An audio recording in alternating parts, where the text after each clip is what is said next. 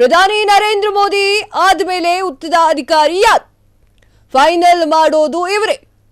S, ಹೌದು. ನರೇಂದ್ರ ಮೋದಿ ಬಳಿಕ ದೇಶವನ್ನ ಮುನ್ನಡೆಸೋರು ಯಾರು? 2029ಕ್ಕೆ ಅಧಿಕಾರದಿಂದ ಕೆಳಗಿಳಿತಾರ ಪಿಎಂ ಮೋದಿ?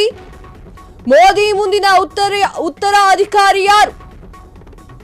ಅಮಿತ್ ಶಾ ಅಲ್ಲ, ಯೋಗಿ ಆದಿತ್ಯನಾಥ್ ಅಲ್ಲ, ನಿತಿನ್ ಗಡ್ಕರಿ ಅಲ್ಲ, ಶಿವರಾಜ್ ಸಿಂಗ್ ಚೌಹಾಣ್ ಕೂಡ ಅಲ್ಲ. ಹಾಗಾದ್ರೆ ಮೋದಿ ಬಳಿಕ ಬಿಜೆಪಿ ಪ್ರಧಾನಿ ಮಂತ್ರಿ ಯಾರಾಗ್ತಾರೆ? ಮೋದಿ ಉತ್ತರಾಧಿಕಾರಿ ಯಾರು? ನಿರ್ಧರಿಸೋರು ಯಾರು? ಎಸ್, ಮೋದಿ ಆದ ಮೇಲೆ ಆ ಒಂದು ಸೀಟ್ಗೆ ಯಾರು ಬರ್ತಾರೆ? 2029ರ ನಂತರ ಮತ್ಯಾರು ಪ್ರಧಾನಿ ಆಗ್ತಾರೆ? 2029ರ ಚುನಾವಣೆಯ ಬಳಿಕ ನರೇಂದ್ರ ಮೋದಿ ನಿವೃತ್ತಿ, ಮತ್ತೆ ಎಲೆಕ್ಷನ್ ನಲ್ಲಿ ಸ್ಪರ್ಧಿಸಲ್ವಾ ಮೋದಿ? ಹಾಗಾದ್ರೆ ಮೋದಿ ಉತ್ತರಾಧಿಕಾರಿ ಯಾರಾಗಬೇಕು ಅಂತ ನಿರ್ಧರಿಸೋರು ಯಾರು? ಈ ಬಗ್ಗೆ ಶಿವಸೇನೆ ನಾಯಕರಿಂದಲೇ ತಿಳಿದು ಬಂದಿದೆ ಈ ಒಂದು ಸ್ಫೋಟಕ ಮಾಹಿತಿ. ಮೋದಿ ಉತ್ತರಾಧಿಕಾರಿಯನ್ನ ನಿರ್ಧರಿಸೋರು ಆರ್ಎಸ್ಎಸ್ ಯಾರನ್ನ ಹೇಳುತ್ತೋ ಅವರೇ ಮೋದಿ ಉತ್ತರಾಧಿಕಾರಿ.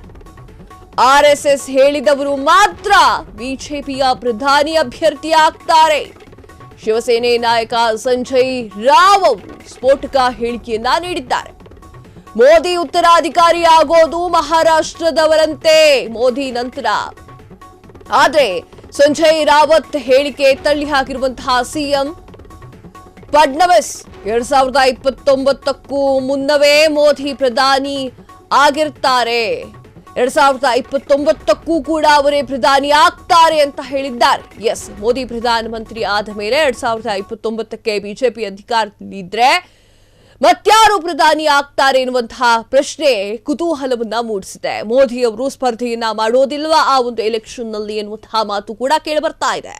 ಮೋದಿಯ ಉತ್ತರಾಧಿಕಾರಿಯನ್ನ ನಿರ್ಧರಿಸೋರು ಯಾರು ಎನ್ನುವಂತಹ ಪ್ರಶ್ನೆ ಉದ್ಭವವಾಗಿದೆ. ಅದಕ್ಕೆ ಉತ್ತರ ಆರ್ಎಸ್ಎಸ್ ಯಾರನ್ನ ಹೇಳುತ್ತೋ ಅವರೇ ಮೋದಿಯ ಉತ್ತರಾಧಿಕಾರಿ ಆಗ್ತಾರೆ.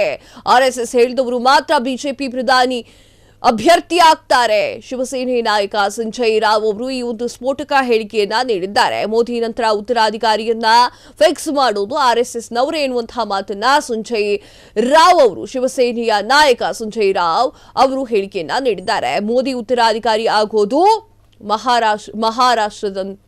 ಮಹಾರಾಷ್ಟ್ರವಂತೆ ಎನ್ನುವಂತಹ ಮಾತನ್ನ ಆಡಿದ್ದಾರೆ. ಆದರೆ ಸಂಜಯ್ ರಾವತ್ ಹೇಳಿಕೆಯನ್ನ ತಳ್ಳಿ ಹಾಕಿದ್ದಾರೆ ಸಿಎಂ ಫಡ್ನವೀಸ್ ಅವರು. 2029ಕ್ಕೂ ಕೂಡ ಮೋದಿಯವರೇ ಪ್ರಧಾನಿ ಆಗ್ತಾರೆ, ಡೋಂಟ್ ವರಿ ಎನ್ನುವಂತಹ ಮಾತನ್ನ ಆಡಿದ್ದಾರೆ. ಆರ್ಎಸ್ಎಸ್ ಹೇಳಿದವರು ಮಾತ್ರ ಬಿಜೆಪಿಯ ಒಂದು ಪ್ರಧಾನಮಂತ್ರಿ ಆಗ್ತಾರೆ ಎನ್ನುವಂತಹ ಮಾತನ್ನ ತಳ್ಳಿ ಹಾಕಿದ್ದಾರೆ.